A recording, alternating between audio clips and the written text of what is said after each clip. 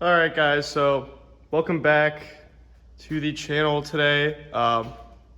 It's a new day, new project around here, really, and it seems like every single project, it's never just like a small little thing. Like it either goes to I'm not doing anything or it's this huge. So I just finished doing an entire engine swap in the Excursion, pulled that out so that I could have a daily while I pull this one in, which is my daily, because it so desperately has been needing body mounts. I've got some of them out, but I wanted to stop to record to show you what actually needs to be done to do this, because every single video you'll watch on YouTube is some guy with his, like, no offense, like, they're giving you the right way to do it, totally. However, it's someone with their, like, Texas truck with, like, 30,000 miles on it, and obviously the body mounts are gonna zip right out, like, you're not gonna have a problem with that. All they'll tell you is, you gotta heat up the head of the bolt for a minute and break that forward Loctite. With this, the forward Loctite or the forward glue is the least you need to be worrying about when you're taking the bolts out, because every single bolt is so bizarrely rusted on this. I'm just saying, I went through everything. I did not use an impact, use a ratchet, used a scorching amount of heat. No matter what, the bolt's either gonna break or the clip's gonna slip. It is what it is. It's gonna happen. But I wanna give you some tips for when that does happen to you. So, I'll first show you. These are some of the body mounts that I removed. I mean, it's literally funny. It's kind of sad, that Ford genuinely used this for some of their, for these model years, 2011 to 16. It's just like, what? What was going on here? Like, they literally will fall apart in your hands. And I've got more here. This is actually a really good one. I just took this out. This is a top one. It's literally missing the bottom rubber. It's just this hard metal piece on the top. But just absolutely terrible. It's the rest of the carnage.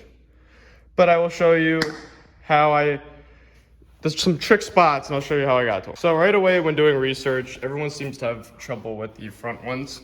And I totally know why. They put it in literally the stupidest possible location you could possibly pull in.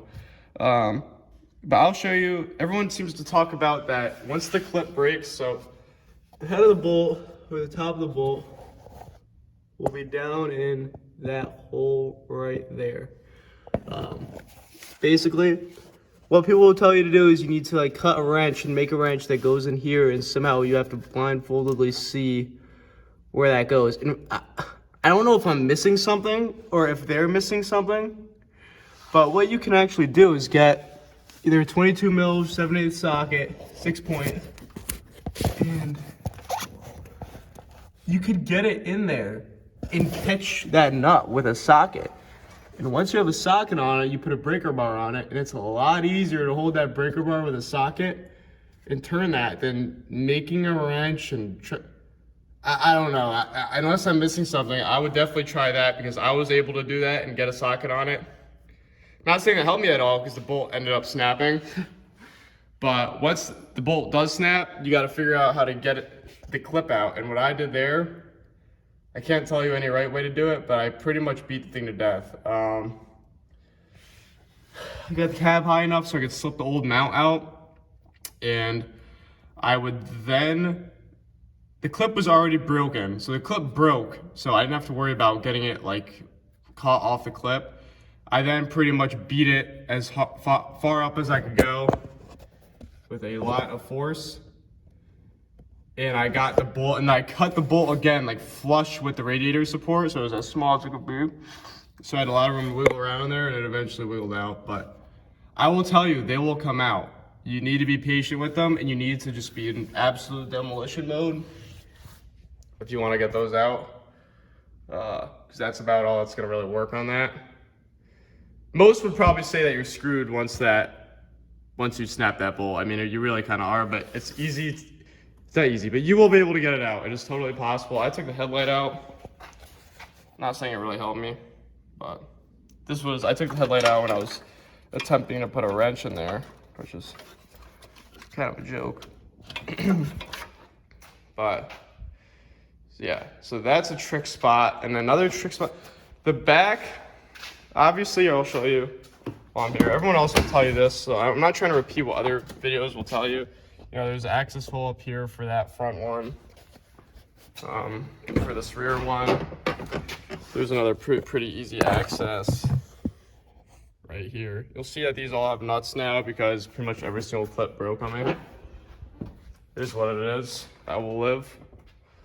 I want to show you this middle one because I'm making this video because I've tried to do so much research on it, and it seems like there's like everyone shows the same thing and doesn't show what people like, or at least I really needed to know. So this middle one, there's mounts in the middle that are like right under here, which is a real pain to get to because you gotta peel the the carpet up. Basically what you do, I only have this, I have this back seat still in it. It's not even on anything. But basically I took this half out, the seat right here. I take the little seatbelt off, you gotta take this, you know, strip out here. You peel the carpet up and you'll see that the access hole is right there. And I can pretty much force the carpet out of my way enough to get what I need in there. I have a chisel in here because this is what I use to demolish the clips, the retainer clips after the bolts would break. Because obviously once the bolt breaks, you have no option but to get that retainer clip out because you cannot, these bolts are so bizarrely seized, you cannot weld a nut on it and get it out. It's just not like that. They need to be removed. So yeah, I hope that this helps. You'll see that I have all these mounts out now.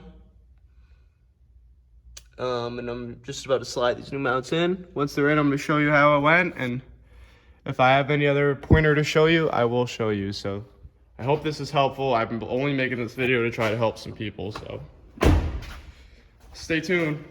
So just to wrap up this video, I'm gonna give a few more pointers that I do believe I forgot to mention. I think I went over how to get the stuck clips out and what you'll really need to do, you know, to get those bolts out when they snap or when the clips break. But I want to show you what I would do when the mounts were stuck together. Let me find a good example for you guys here. So I'll use this for an example. This isn't the one that I did it on, but I found this helpful. If either the bolt, so this is how a mount is. There's supposed to be rubber in between here, but mine were so shot. It's not, but you'll have rubber in between here, and typically what will happen is you'll take that bolt out and you'll lift the cab, and the cab lifts, but these two are seized together because it is a metal to metal fit inside of there. So, or that will happen, or either the bolt, if you snap it or whatever, it will be seized inside of here because it's all metal to metal to metal, and you know how these trucks rot. But so what I would do is take a grinder, grind this area deep as much as you can. Watch out, obviously, you know, you don't want to get anything too hot. You're very close to the interior, but grind this down as much as you can, and eventually you'll get it to the point where this inner race will separate from the bottom. So at that point, you will then be able to just lift this part out from the top without this, because those two will separate. So that's how I did that. Here's one that bolt was stuck in. You can see I just ground the crap out of it. Actually, no, this is the one.